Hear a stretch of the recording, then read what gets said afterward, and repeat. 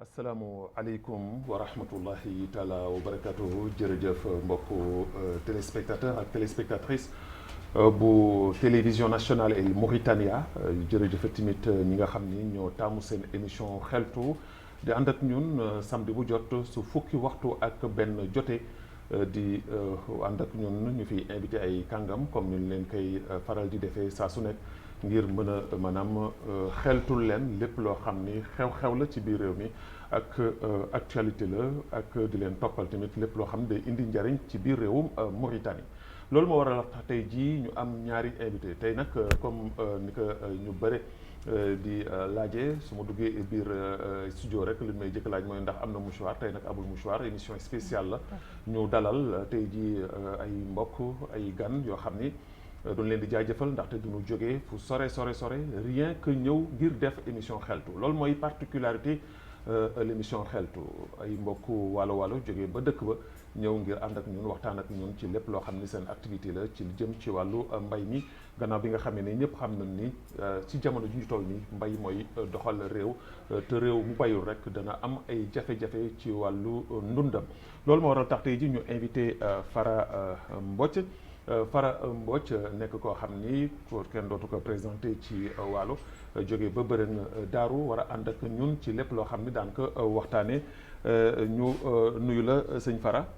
daam ñu ngi leen di nuyu di leen gërëm di leen sant di leen ndokkale ci wax dëgg yàlla coono gi ngeen am ci jàppale baykat yi ci fànn bu nekk saa bu nekk gis nañu seen participation kon ñu ngi leen di sant di leen gërëm di nuyu mbokku spectateurs yi ñuy seetaan ñëpp ci biir Mauritanie ak fu dul Mauritanie di leen jaajëfal di leen sant di ñaan yal na yàlla yokk taxawaay bi yàlla dëgëral cër yi ñu ànd di liggéey ci fànn yi. jërëjëf sëñ Fara mi ngi may wax nag daam xam naa ne sama turu papa. ndaxte moom la miin loolu moo tax waaye nag ku la tuddee sa turu baay moom du la metti da lay neex kon ñu koy ñaanal moom tamit góor gi yàlla may ko wér may ko kàttan lépp jullitu yàlla soxna Zeynabou Mbodj ñu ngi auzu billahi mina sheytaani rajim gannaaw bu ñu jullee ci yàlla sant yi sangu-sang yi noo ngi leen di nuyu di leen gërëm di leen sant di leen ñaanal wér di ñaan gudd fan ak wér ak tal ko ak fekke jërëjëf soxna Zeynabou Mbodj kon ñooñu la ñu invité ji ñu war a ànd ak ñun waxtaan ak ñun ci li nga xam ni moom la ñuy dund ci jamono ju ñu toll nii xam ngeen ni Covid oblige li jëm ci wàllu coronavirus di mbas mi mu am lu bëri loo xam ne yàq na ko waaye avant li nga xam ne mooy coronavirus bi am na ay jafe-jafe yoo xam ni dundoon ko yëpp daan si dellu si ci biir waxtaan bi di gërëm également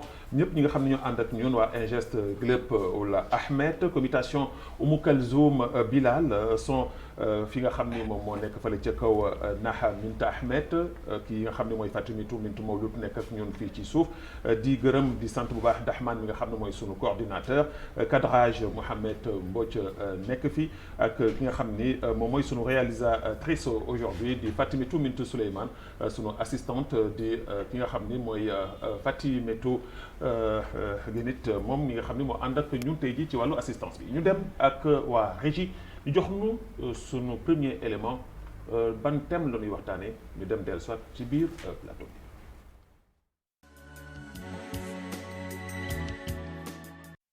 mbayum ceeb doon na lu am solo lool ci koom-koomu réew mi ak lépp lu jëm ci yokkuteem loolu moo waral ca jamonoy maam ba suñu jonni yàlla tey jii waalo def ko mu doon activité am principale ndax dañu ko teel a xam ca njëlbeen xam ne lii nga xamante ni moom mooy mbay doon na lu am solo ci koom-koomu réew mu doon seen taxawaay bu am solo ba nga xamante ni moom la ñu mës a dikkee ci mim réew doon ko dundee ba tey jii suñu jonni yàlla tey ñu koy dundee mu di seen ñaq di ci seen doole di ci seen kattan di ci seen taxawaay di ci seen lépp waaye nag luy ñuul ci soow mi mel na ni dañu leen delloowul li nga xamante ni moom mooy seen njëg gi ñuy jar ndax mel na ni dañ leen fàtte ci mim réew te fu ñu ne dooley jën ndox mën nañ fa waxit ne dooley baykat ndimbal ak ci fànn bu mu mënee doon te loolu la ñu amul seen doole jotul seen ginnaaw seen kattan néew na lool te amul benn ndimbal bu leen nguur gi delloo ci wet gi ñu jàpp ne tey fi tey baykat bu amoon lu ko gënal wala mu amoon sangoom ci mim réew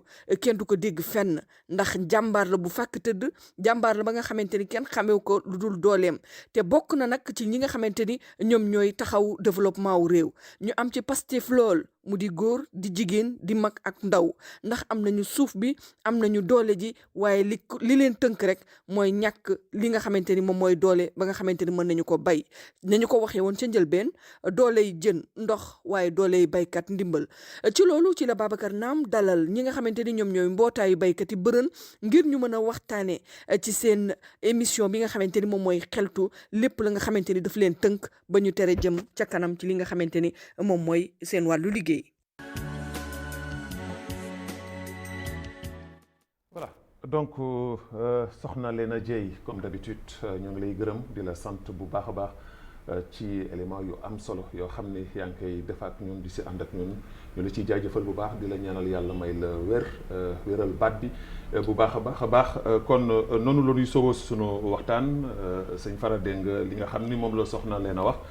waaye émission bi dañ koy def ci ñaari pàcc bu njëkk bi ñu waxtaan ci li nga xam ni mooy mbay mi waxtaan ci li nga xam ni moom mooy taxawaayu yéen bërëng ma fàttali ni tamit bërëng suñ ko waxee ñaari bërëng moo am bërëng daaru ak bërëng guyaar waa bërëng daaru tey ji nag laa dalal tey ji ci plateau bi di Fara Mbodj ak kii soxna si di Zeynabou Mbodj sëñ Fara d'abord dama lay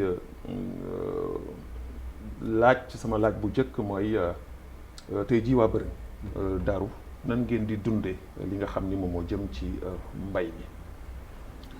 kon asalaamaaleykum Dame ñu leen nuyoo kenn ku nekk turam ak santam di leen ziar di leen balaax te di leen balaax ñaan yàlla na yàlla boole ñu jégal yàlla na yàlla defal ñu sutura àdduna ak laaxira ci barke Sidina Muhammad sëñ Dame ñun bërën jamono yu ñu nekk ñoo ngi ci jafe-jafe yu metti baykat lañu amuñu dara amuñu benn kii lu dul mbay te suñu mbay fu mu nekk baykat su amul financement moyen mi yëpp amul fu mu ko jëlee te état ko waroon jàppale amul fu mu ko jëlee lu dafay dem fekki homme d'affaires moo koy jàppale yaakaar naa bayul kon ay surga rek lañu parce que mënuñu am financement fenn parce que dañu am crédit ci banque bi te crédit boobu ñu am ci banque mu ngi dem ci ay at xëy na noo ngi ki doon am na jamono noo ngi ki doon ci di fay nank-nank bay am lu ci des li ci des dina dem ci valeur xëy na ay 12 millions yooyu tegal. ci wàllu financement boobu ci gannaaw njàngat mi ñu def lu toll ci fanweeru million ci xaalisu ouvrier maanaam xaalis bu njëkk ba suñ ko xayma day nekk fanweeru million moom ngeen dépensé moom ngeen leboon ci waa CDD alors fanweeru million yooyu nan ngeen koy fayee nan koy fayee bon am na jamono dañu wax ni mën nañu ko defar échelonnement boobu ci lañ ko doon fay ba mu dellu léegi ba mu des léegi 12 millions yooyu nag ñu waroon ko fay mais fanweeri millions yi dëkk bi yëpp la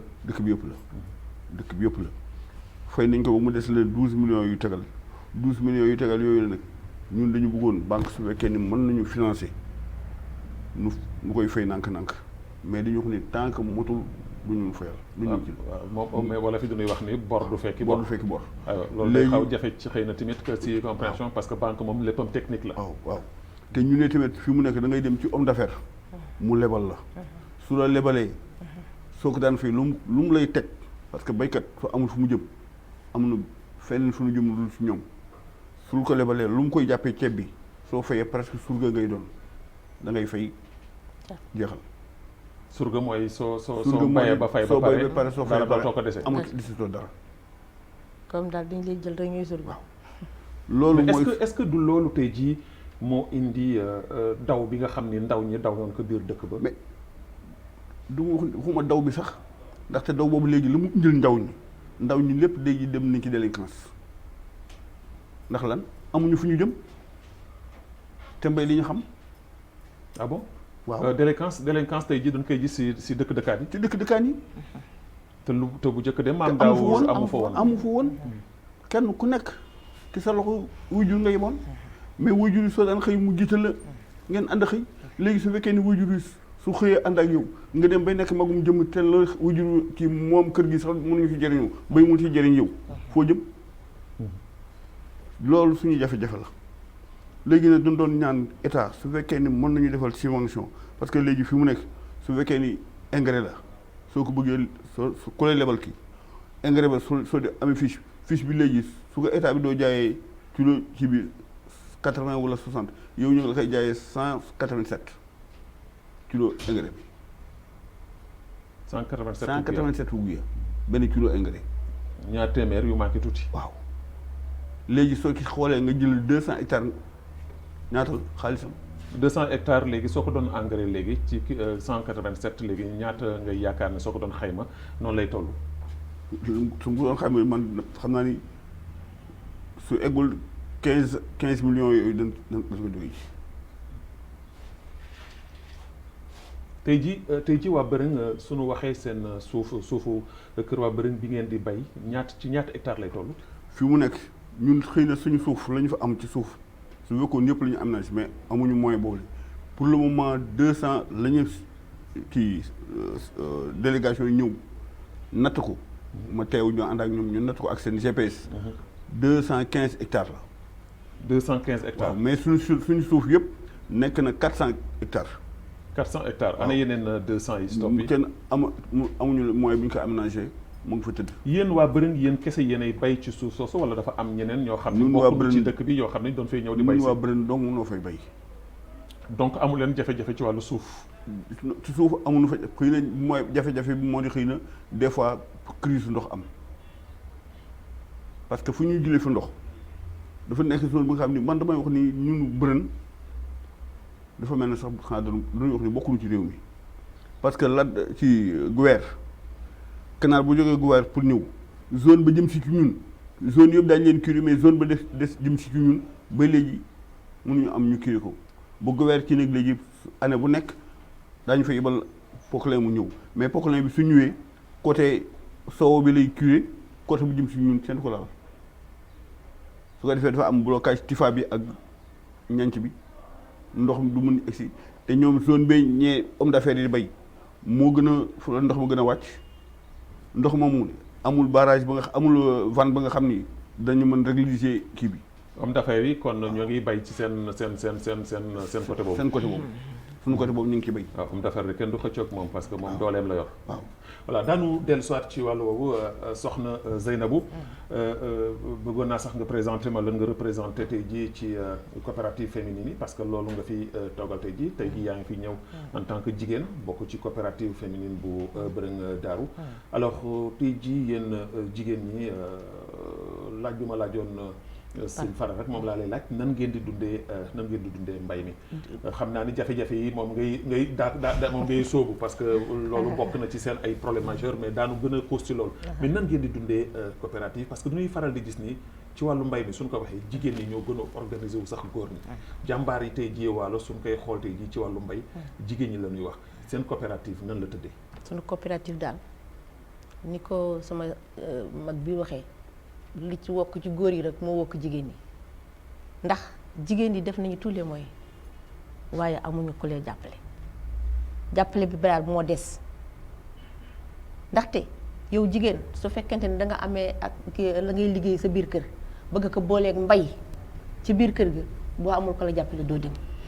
te encore mais coopérative bi laa bëgg nga wax ma nan la tëddee nan ngeen ko organiser nan la tëddee coopérative bi jigéenu Bërëng Daaru yépp ñoo ci nekk jigéenu Bërëng Daaru amul xàjj ak seen ñëpp ci bokkoon mais déjà léegi ñu bari ñu ngi dem lu tax ndax ñàkk moyen ak ñàkk ndimbal ñi ci bare ñu ngi liggéey ni ñuy liggéey léegi moo di yow liggéey bu fekkee da nga koy da nga am sa tool yàqteef bi bare te nga di jigéen su fekkente ne da ngay commencé ca kala ku lay sampal bant yi da ngay jënd bant yi ngay sampe tool bi pour yàqteef yi bañ ci dugg da ngay jënd bant yi bant bu nekk 200 gi nga kaa jënde xoolal nga bëgg ci collecter tool lëmm ba mu teer bëgg ko boolee nag sa taxawaay ak jënd jiw ak jënd engrais ak jënd yi kaa topp yëpp bëgg yow jigéen ñi nga am fay surga boo xam ni mooy dëkk di amee tool ba ndax jigéen xam nga ni yu bare yooyu mënu ko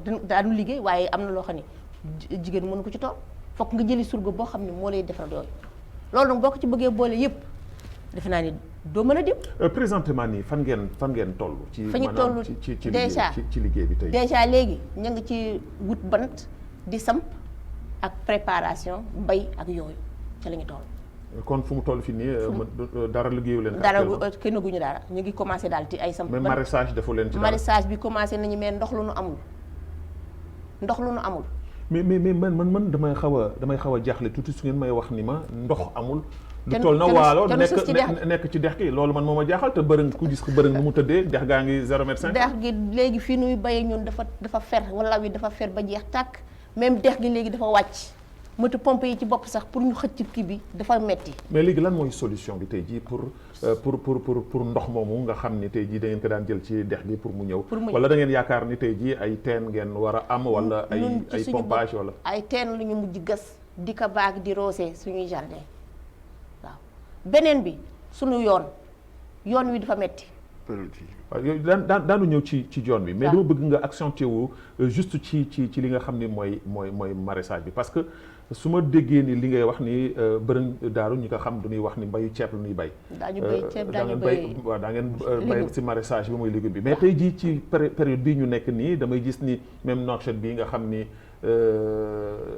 kenn xamewu leen woon ci mbay léegi gaa ñaa ngi engagé wu ci mbay mi parce que gis nañu ni mbay mi moo ëpp njariñ tey jii ñun journalistes yi sax ñoo ngi waaj a daw pour dugg ci wàllu mbay mi su ngeen waxee ni mbay mi fu mu toll fi ni jafe-jafe kese la da ngeen ni tiital. jafe-jafe métti na de moom pour nga gàñ ci moom dafa métti doo ci gañe sax pertement moo ci ëpp ndax daal moyens yi ñoo cher te encore ndimbal yi nga xam ne war nañu la ko dimbalee ba nga mën a taxaw moo des. mais kan moo leen war a dimbale au juste. soxna Zeynab kan moo leen war a dimbale. ku nu war a dimbali kay ku nu yaakaar mooy gouvernement xanaa gouvernement lu ñuy jooytu pour mu dimbali nu. ndax gouvernement taxawu leen. du mu ni taxawunu lépp de waaye taxaw bi daal des na nañu bëggee ñun. taxawuñu ko. alors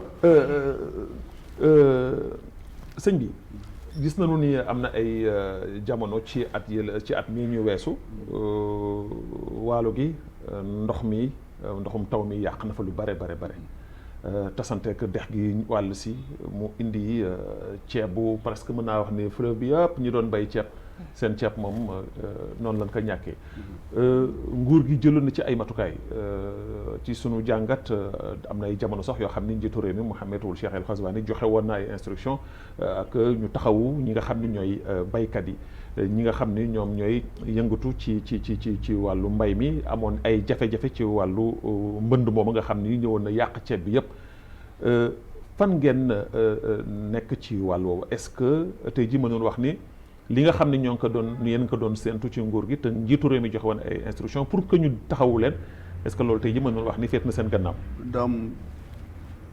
damay remercier ci bi nga ñu indi léegi parce que problème nga xam ne ñun damay wax ni ñun suñu problème majeur mooy loolu.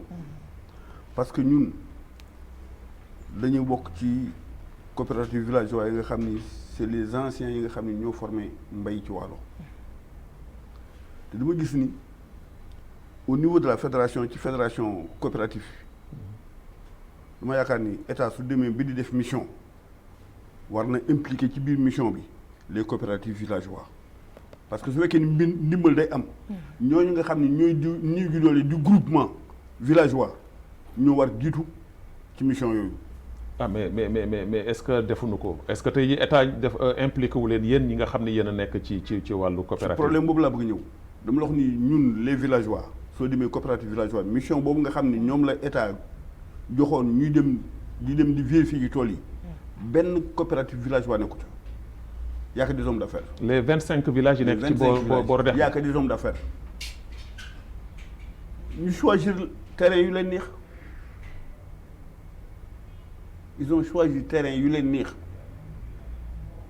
ñu dem inscrit ñooñu soo demee kenn ku ci nekk la muy bay ci zone bi ci nekk inscrit nga sa bopp. mais est-ce que loolu tax na yéen tamit ngeen yeewu tuuti parce que aussi tamit yenn yi dafay mel na da ngeen di nelaw parce que su fekkee ni tey jii ñoom dem nañu choisir ay hommes d'affaires yoo xam ne ci wàllu mbay xamuñu ci dara ña leen di ña suñu weesoo seen xaalis dañuy wuti ay nit yoo xam ne dañuy ñëw pour ñu indil leen wàllu mbay mi. alors est-ce que yéen tamit que si seen mbootaay yooyu. du ngeen organiser wu ngeen taxaw ngeen seet nan ngeen mën defee pour sax même aller au-delà de ça dem seeti jëwriñ ji dem waxtaan ak kilifa gi parce que jëwriñ ji daf fi nekk tey ji pour baykat yi.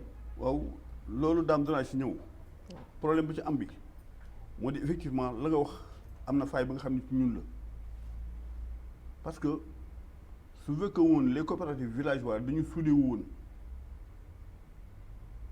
lii mën na am du nekk. waaye seen problème nag dans le Waalo mooy jubóowu leen ci dara.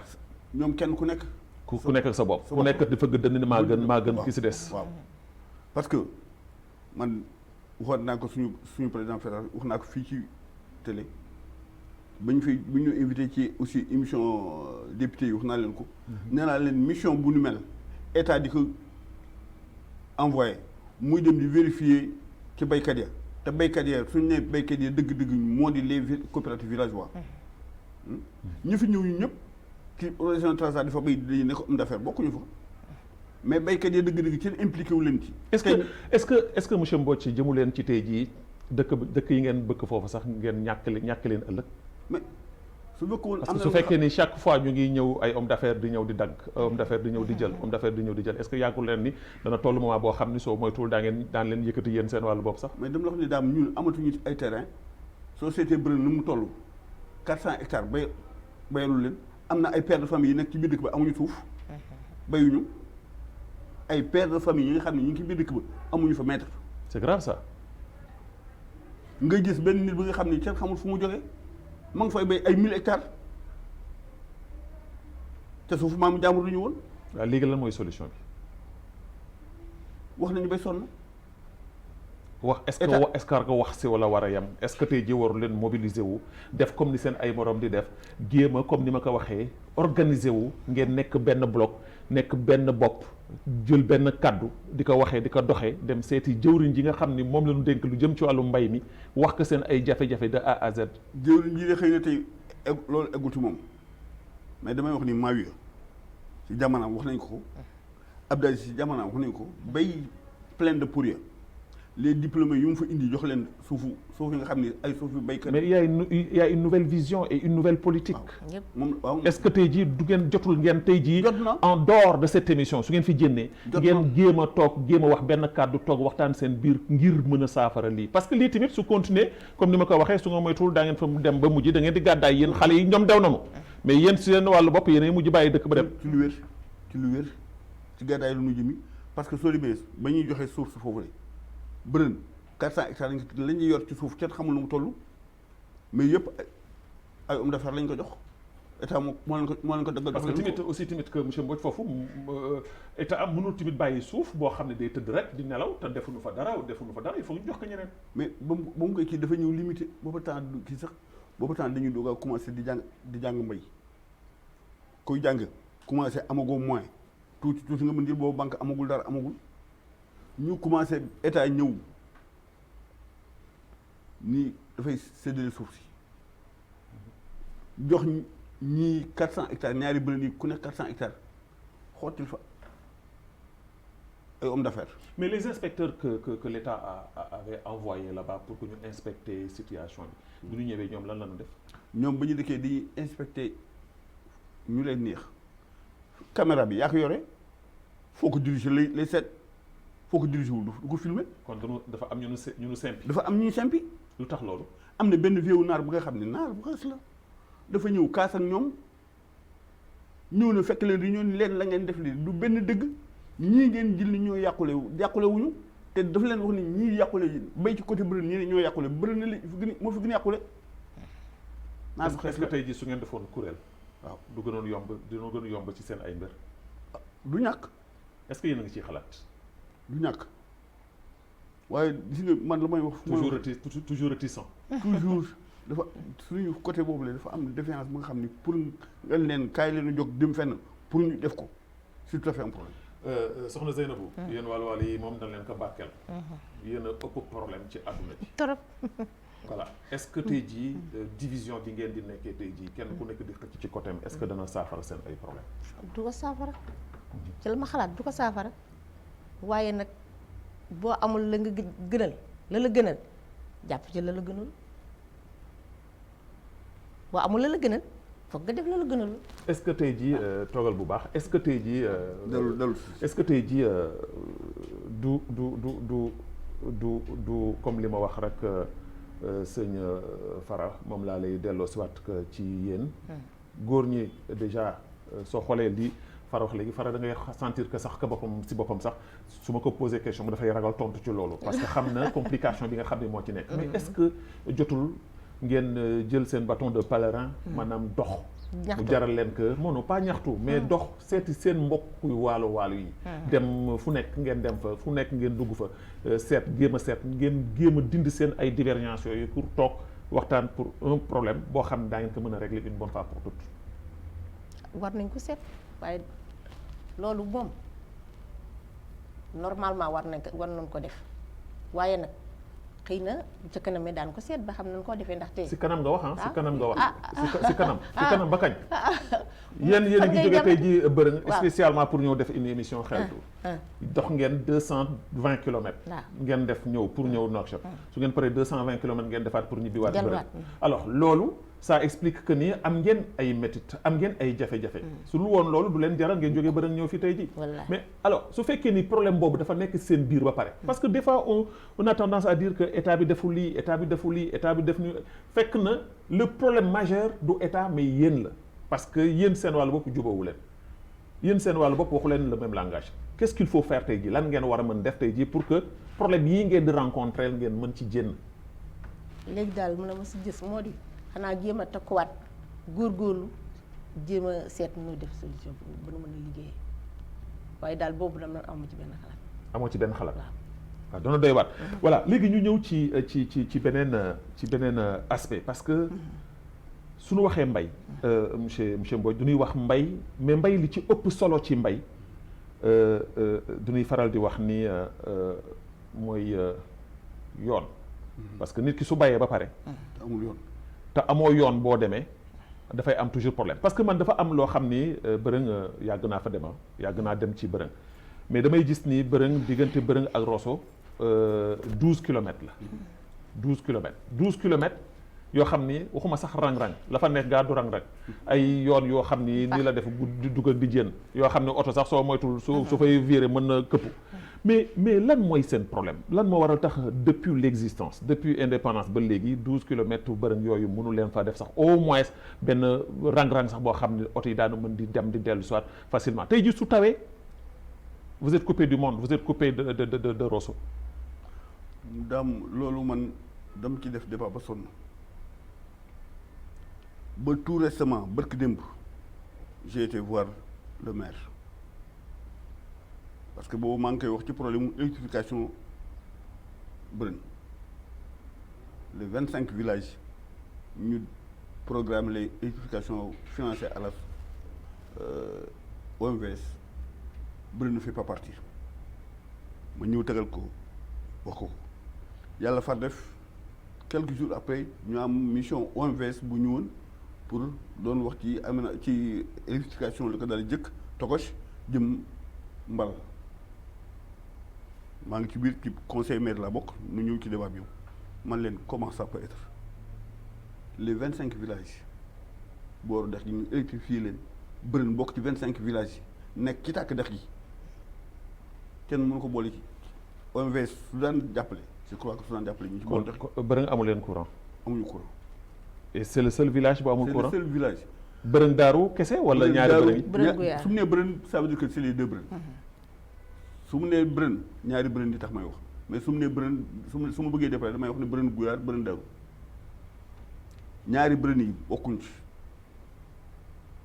et lan moo waral loolu lan moo waral tey jii OMVS ñëw di dimbalee li nga xam ne moom moo jëm ci village yi 25 villages ci booru dex gi ñu électrifier yëpp ba mu des bërëng guyaar bërëng daaru c'est-à-dire que maanaam da ngeen amul un dossier valable wala da ngeen sentir que ni doon leen boolewul ci mbir mi bu ma ñëwee man la ma sentiroon ba ma liggéey loolu la ma sentiroon dam ne ko nun ça veut dire que kon état boolewul ci citoyenneté Mauritanie ay étranger la xam j'ai saisi le député j'ai saisi le maire ba ma ko waxee député ni ma kooku mënul nekk. ban député. Madine. ba Madine. waaw mun ma je vais saisir. moom la nga ne mu tontu la ni la mënul nekk. mun ma kooku mënul nekk mun ma je vais saisir le ministre. après gannaaw gi Magal Touba ci la bu kon fin indépendance ci la ñu tase Rosso on a fait 2 heures temps ñaar mun ma effectivement Mbodj la nga wax dëgg la mais cause bu tax ñu wax loolu dañu wax ni pompage bu bees bi ñuy tabax bi ci la ñuy bëgg programme bi ren. kooku depuis ban at la. mu ngi dem léegi ci 1 année léegi man ka mu ne man ka pompage bi est-ce que courant dana mën supporter les 2 brennes parce que pompage bi xëy na 2 machines wala 3 machines yi ñu fay def pour brancher leen ci courant fu muy jógee kii bi ñuy jël bi tension bi ñu jël bi est-ce que dana mën supporter ñoom mun ma en tout cas loolu la ñu wax tout récemment ba ñu dajee ak OMVS bu mu leen posé question bi gaa OMVS ni comment ñu ma bërin ci ma ni ko non ñoom defaat nañu seen lettre ni kooku c'est impossible kon il faut que ñu defaat lettre pour xool nu ñu defee kii pour boole ci bëri. daan ci dellu si point boobu sax ndaxte dafa am daan ci dellu si parce que dafa am beneen élément boo xam ni dafay wax ci seen jafe-jafe ak dund bi ngeen di dund ci li nga xam ni moom moo jëm ci mbir moomu ñu àndaat ak sunu naatango soxna Léna Dieye ak waa régie ñu jox nu sunu 2e élément bi nga xam ni daf nuy tracel jafe-jafe yi nga xam ni yéen a ngi koy dund foofule ci diwaanu Bërën Daaru.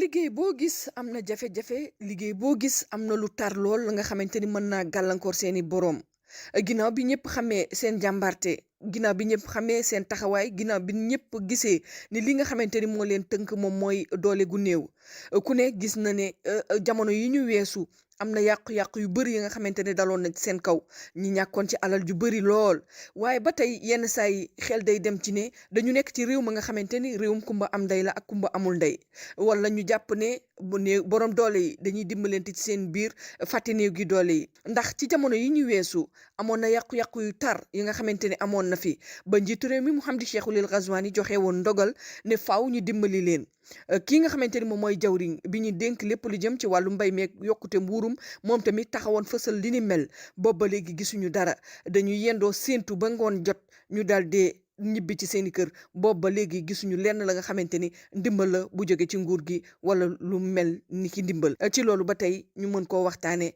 ci li nga xamante ni moom mooy seen plateau xeltu.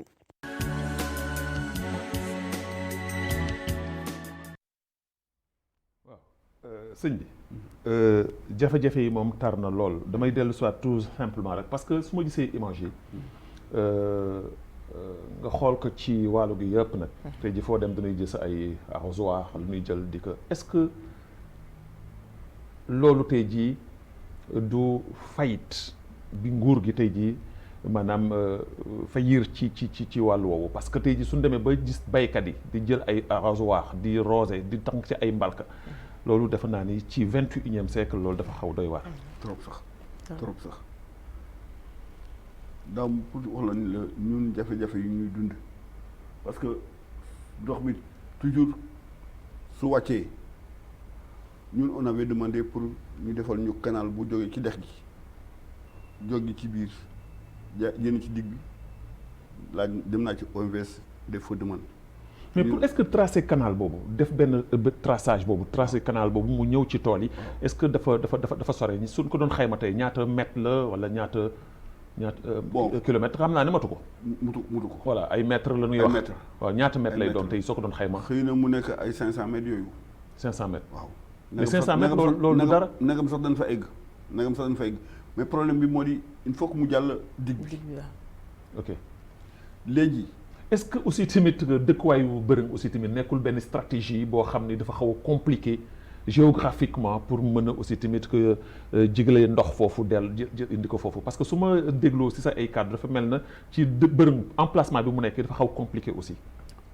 bon su fekkee ni ci zone ba nga xam ni fa la ñu béyee ceeb bi foofu pour jëlee fa ndox mu jëm si ci côté Brun bi dafay xaw kile parce que dafa nekk pente ba nee la wàccee ci dex ga mais su fekkee ni ci dex gu mag gi la compliqué wul problème bi moo di xëy na pour il faut que nga am autorisation OMVS pour mën dagg dig bi génn mu jaar ci dig bi suufu dig bi kooku mën loo ko touché sans que du OMVS dans les temps ci jamono Abdou Aziz je l'avais demandé le ministre du développement rural Brahim apporté na fa ay soutien yu bare mais kooku wër na moom mu fi nekkoon su fekkoon moo fi nekkoon ba léegi kon yu bare saafara kon nañu parce que en vrai dur jàppale nañu ci yu bare foofu.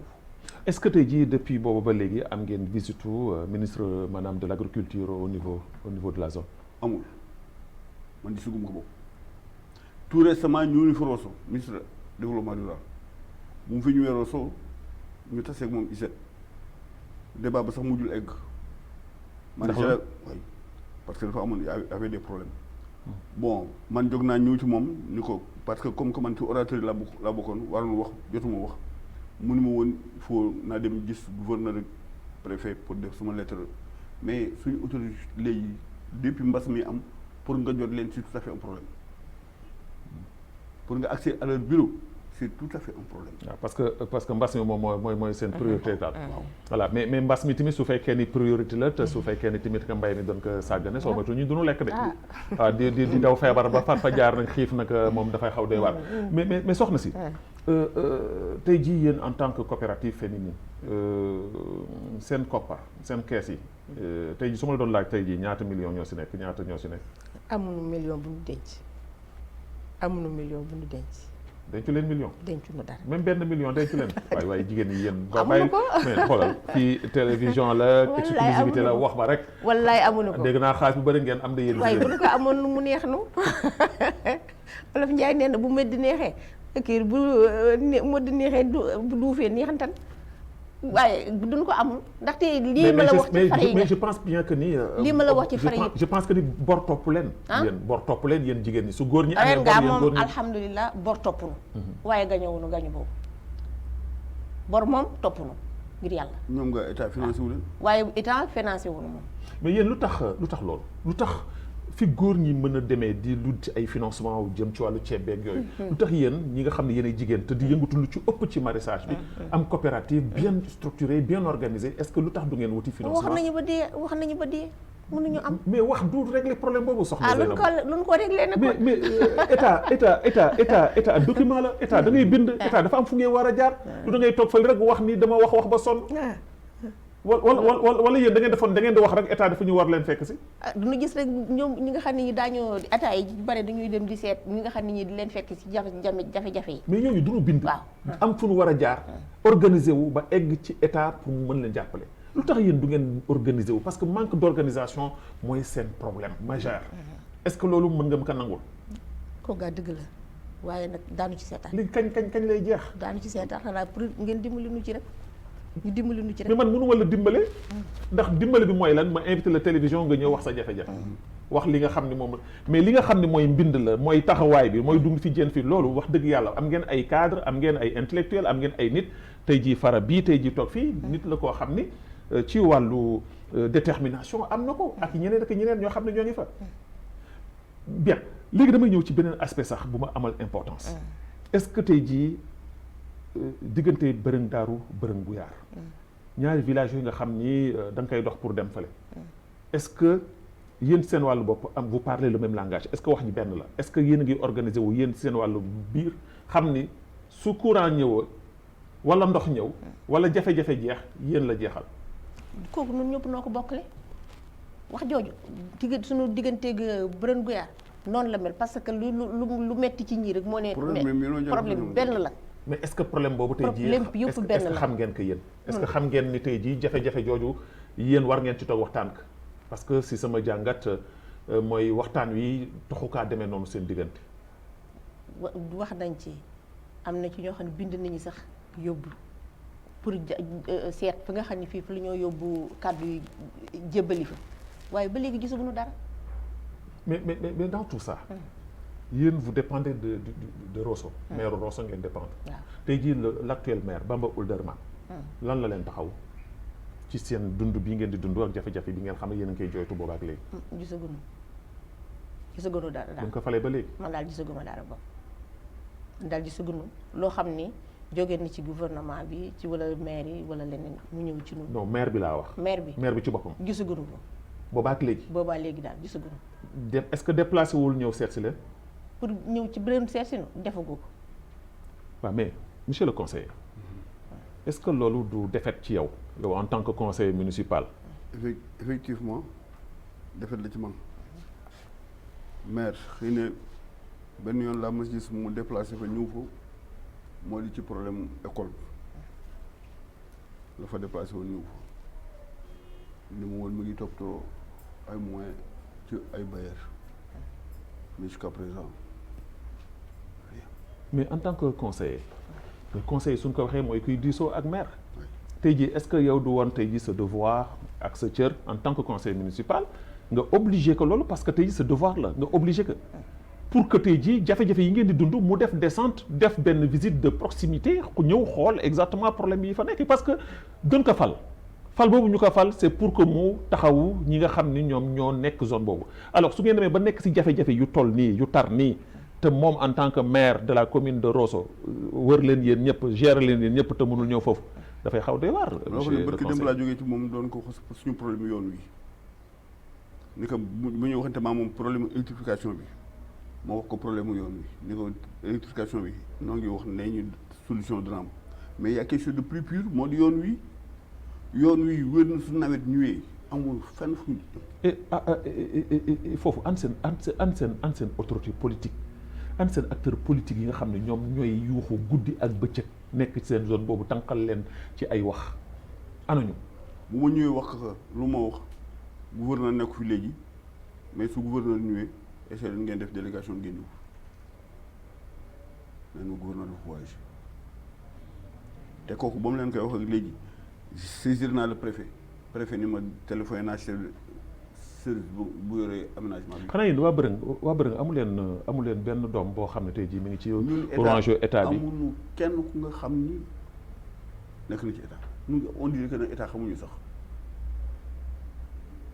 amuñu benn on a des cadres mais gisuñu suñu benn cadre bu nga xam ni élu du ci état bi. du ngeen gàddaay. xam naa ci gàddaay lu ñu. ngeen tas ñi dem.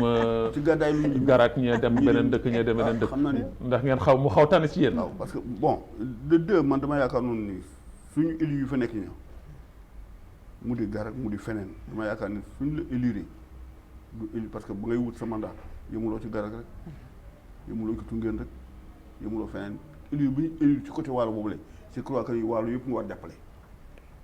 mooy dëgg de ndax député suñ ko waxee. c'est le peuple. man damay su ñu waxee maire c'est une commune. je suis pour commune bi yëpp laa fi nekkal. commune bi. wu commune bi yëpp kenn ku nekk sa problème war naa kii ñoom mais li ma gis lii kenn ku ñu ne xanaa sa zone daal. donc daal on peut dire que ni tey jii yéen mën ngeen wax ni tam vous n'êtes pas du tout satisfait si seen ay élus. on n'est pas satisfait gisuñu dara te nag. campagne amul benn campagne ba nga xam ni campagne ni ko depuis bu ma nekkee Waalo tey campagne électorale ba nga xam ni parti pouvoir gañu fa ci bëri. mais élection yi passé métti woon na ci yéen de métti woon na ci diggante pouvoir ak opposition de. waaw mais métti yëpp bëri dama la wax ni bëri toujours pouvoir moo fay gagné. mais est-ce que du loolu moo leen tardeel. xam naa nag moo leen tardeel ci sentiment politique boobu ngeen di demee parce que. kii sama xarit la kii sama nangam la su kii du ngi noo def leen nii kenn du contre état parce que yéen loolu moom mooy seen problème mooy dëkkaani moom suñu waxee mu ni état kenn du ko contre état nangam du fi jénn fa affaire yooyu alors est-ce que tey jii jotul yéen ci seen wàllu bopp ngeen am beneen doxalin ak beneen seetlu waxuma leen ngeen ànd ak ma Samba ak ngeen ànd ak ma Demba kooku moom ça vous engage mais est-ce que jotul tey jii ci seen wàllu doxalin ak seen wàllu taxawaay ngeen fexe ba géem a seet nan ngeen mën defee pour mën a au moins kenn ci seen ay doom parce que jàng ngeen seen ay doom yi jàng nañu am nañu xam-xam am nañu nangam ngeen géem a aussi tamit xam ni ngeen di defente ak ñoom nan ngeen di defee ba au moins am koo la xam ne da leen di représenter soxna si. at mu nekk gis nga lu ko dalee ca bu ñuy soogaat bu maire yi da ko déy na Ahmed déy na saw man mii maa ngi nekkoon ci booba xayakal la ñu formé woon nongu ci woon di kaas kii jafe-jafe yi nu ko kaas bay day na dem kenn la ñu xam ni bu mu fa ñëwee faloo année boobu moo nu dimbali ba ñu am château d'eau bi tey Yirim Fassa mais château d'eau boobu dégg naa aussi tamit facture dafa cher lool. château d'eau bi encore dafa cher ndox mi dafa cher ndox ci waalo. ndox ci waalo loolu moo ma jaaxal Mauritanie Nouakchott capitale bi gën leen yomb ndox. ñoo ngi jëlee ndox ma. noo gën a jafel nag ci Mauritanie. mais lan moo waral loolu. xam xanaa privé bi ñu ko parce que man foofu danaa fi am kii parce que dama yaakaar ni man dama wax ni am na lu nga xam ne ci état la parce que au départ bi ñuy implanté château d'eau bi dañu waxoon ni château d'eau bi suñ ko implanté kenn du ko électrifié du doon groupe dañ koy def panneau solaire comme ça mu gën yomb ci waa dëkk bi su ko defee ñu gérer ko seen bopp mais xam nga politique état ba ñu demee bay bëgg ci dugal commerce ci li ñu ko changé def ko groupe wuti un bailleur mu yor ko kon actuellement ndox mi bailleur rek a yor wax nañu ba sonn leen kii bi à 0,50 m mënul sax 100 mètres ci dex gi ay 200 et quelques kilomètres ñu fay jëlee ji ndox mu gën a yombale ñu nga xam ni à 0,50 m. waaw loolu doy na waar de loolu moom dafa doy waar trop sax trop loolu moom wax dëgg yàlla ku ko waxul rek c'est parce que da nga bëggul dëgg. bari na lu ñu ci waxoon nañ ñu ne bon ndox mi su ñëwee su ki koy gérer fin campagne bu nekk année bu nekk wala mois bu nekk dana am benn revenu bu muy dëkkal dëkk bi. mosuñ ci gis dara.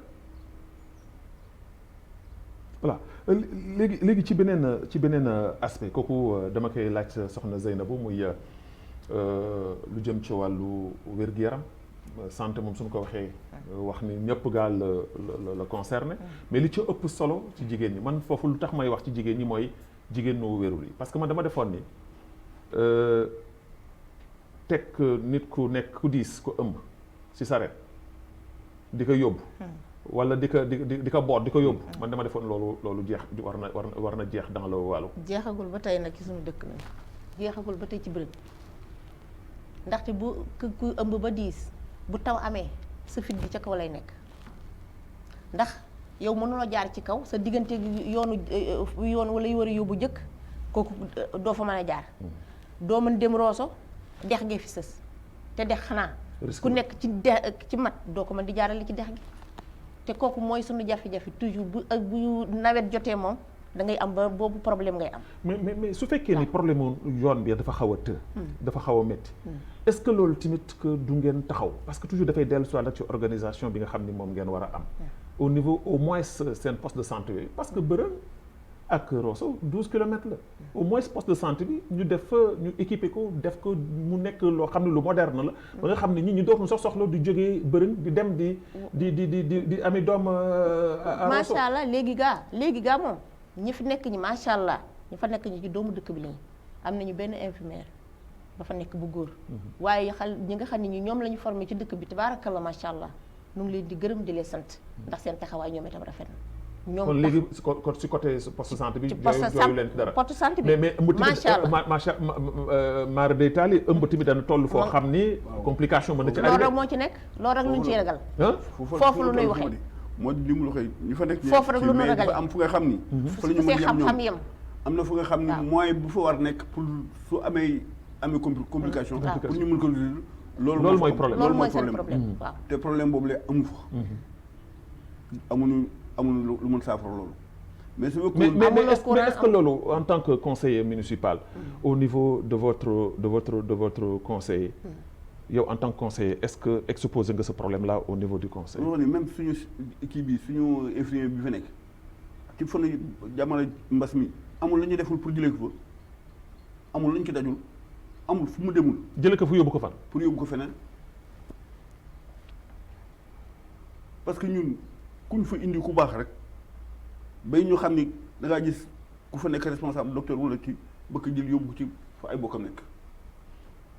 mais ñi leen di jàppale ci wàllu wér-gu-yaram ñooñu nga xam dañ leen former sur le tas dañ leen former sur place. ñooñu kan moo leen di fay. ñooñu kenn fayu leen. amuñu benn salaire seen volontaire ak seen kii rek moo lay jàppale noonu waaye amuñu benn salaire kenn fayu leen. commune bi amul leen lu mu leen di neexale. commune bi doxalee dara xanaa waa dëkk bi ci boppam. mais xëy na daal mais yéen dañ leen war a dàq yéen faral yéen conseil municipal boobu yéen ñëpp dañ leen war a dàq. yéen da ngeen di nelaw rek yéen defu leen dara dul nelaw. moom daal ñun sax ñun amuñu salaire. yéen sax mën ngeen bañ am salaire waaye ñi nga xam ne ñooy ñëw di nekk ci centre bi di aider wax dëgg yàlla suba ngoon guddeeg bëccëg wax dëgg yàlla ñu ngi taxaw ñoom amuñu seen pay moom dañ leen di ñaanal fan wu gudd rek ak wér waaye pour salaire ñu am ko ci gouvernement bi ba nga xam ne bii ñoom ñoo ko amuñu benn ndàmpaay dara amuñu ko ñoom daal ñu ngi jihaad xanaa fi sabilillah 5 famille fu nekk waaw dëgg yàlla jàmbaar lañu te encore may gërëm encore sunu infirmière ba fa nekk ba ñu ko wax baaba noo ko gërëm wax dëgg yàlla ku baax la ku am yitte la ku am taxawaay la waaw noo koy ñaanal fan wu gudd ndax ku baax la wax très dëgg bien yàlla on ne peut pas terminer l'émission sans ñu wax ci li jëm ci aussi tamit que ci wàllu éducation tey jii dans nos villages nekk na léegi vraiment maanaam sérieux problème parce que da ngay gis tey jii ci biir village yi jàngalekat boo fay gis ci maanaam juróom-benn classe da ngay gis ñaari enseignant nga fay gis. daam dafa mooy ci nga xam ni moom dafa mel ne yow da nga xam suñu jàngoro. ñun au niveau de Brune suñu école ça fait des années on a un problème d'enseignant arabe. te xam nga ne en Mauritanie école fii. ay soo jàngul arabe mooy demal nga bay. wala nga dem nga wuti saretu mbaam booy jëlee ndox. enseignant arabe amuñu ko. dem nañu dareen fa nekk dem nañu fa wax nañu ba sonn amuñu enseignant arabe suñu enseignant gars même sont pas complets cycle normal yi nga xam ne soo demee je crois que ni 5 enseignants ñoo fa nekk. 5 enseignants. waaw français. arabe amu fa. français yi ñoom ñooy. ñooy fa taxale di jëm pour jàngal xale arabe amuñu benn enseignant arabe. mais dama gis ni ci yenn villages yi parce que gis naa ci yenn villages yoo xam ne ñoom dañuy organiser wu seen biir sax.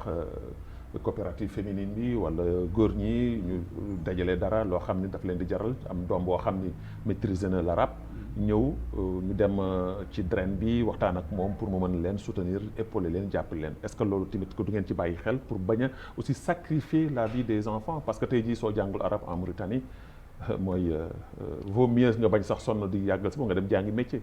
léegi lu ñuy def moo di am na ci enseignant yi nga xam ni ci kër dëkk ba kii ni ñu tuuti arab ñoo di taqale sax di jàppale booy yi.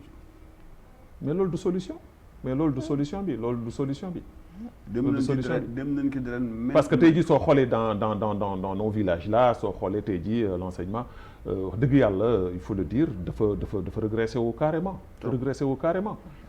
muy français bi muy arabe bi le niveau des élèves léegi moom c'est catastrophique. c'est catastrophique. voilà boobu gars moom on a des sérieux problèmes. alors soxna Zeynabou émission bi mi ngi ci cappaandaw ga presque mën noonu wax ni sax jeex na. tey jii su ma la doon wax lancer benn message boo xam ne da nga koy lancer njiitu réew mi moom mi nga xam ni dafa am benn politique boo xam ne daf ko lancer parce que dégg ngeen ko temps yële ci gannaaw mu def une déclaration ni dafa bëgg mbay mi ñu jox ko gëdd nit ñi dugg ci nit ñi taxaw ci nit ñi dem ci.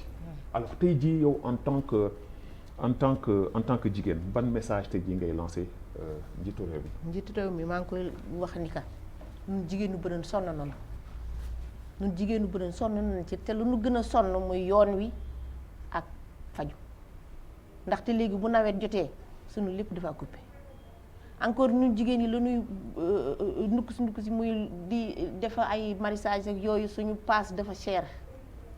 yow boo amee benn panne nga fay aller retour 1000 guye ndax daa ci am la nga desal bi yóbbu sa kër loolu ko teg yëpp mu yoon wu bon bëgg nañu liggéey mais suñu yoon baaxul amuñu courant bu ñu amoon courant daanu mën a amee suñuy suñuy congélateur liggéey leneen wala nga def leneen mais léegi amuloo leneen lu dul mbay ma nga am te mbay mi boo ko bayee doo ci am leneen la la gën a. yéen bio ngeen di bay wala lan ngeen di bay.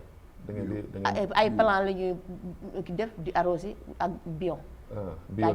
bio bi daal moo ëppatil seen mbay. waaw voilà monsieur Mbodj émission bi jeex na tey ji soo doon lancer un message au président de la République nga tey ji doon ko lancer ban message lay doon.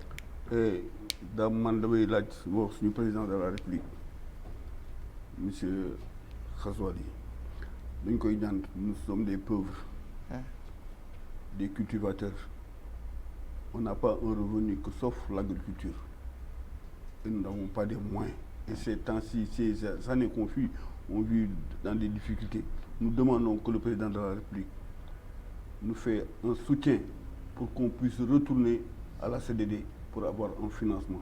Sinon, nous risquons d'abandonner l'agriculture ou bien de perdre nos périmètres à cause des dettes. Parce que si c'est les hommes d'affaires seulement qui vont nous financer, un jour viendra, ils vont récupérer nos terrains.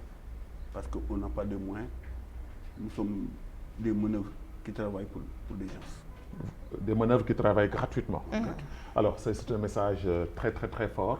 Que les agriculteurs donc de Beren lancent au chef de l'État. Je pense que c'est un message boo xam ni bu nu dégg la et di wax rek ni am mbégte am contenté bu baax a baax ci taxawaay bi nga xam ni taxaw ngeen ko di leen gërëm nag di leen sant bu baax a baax vraiment di leen wax ni nii la nit dafa am loo xam ni suñ si tolloo daf la koy jaral parce que quand je vous ai appelé pour vous dire que ni dama leen bëgg ngeen invité leen pour ngeen ñëw xeltu da ngeen organiser wu yéen seen biir waxtaan seen biir envoyé la yéen ñaar ngeen représenter tout un village et loolu day wane tout simplement que rek ni li leen jëlee de Bërëng jusqu'à Nouakchott lu am solo la 220 kilomètres ngeen def ko aller war ko defaat retour uniquement pour représenter vos parents loolu déjà c'est quelque chose d'extraordinaire et je vous en remercie infiniment ma lay gërëm di la sant bu baax a baax ki di suma invité di monsieur Mbodj Fara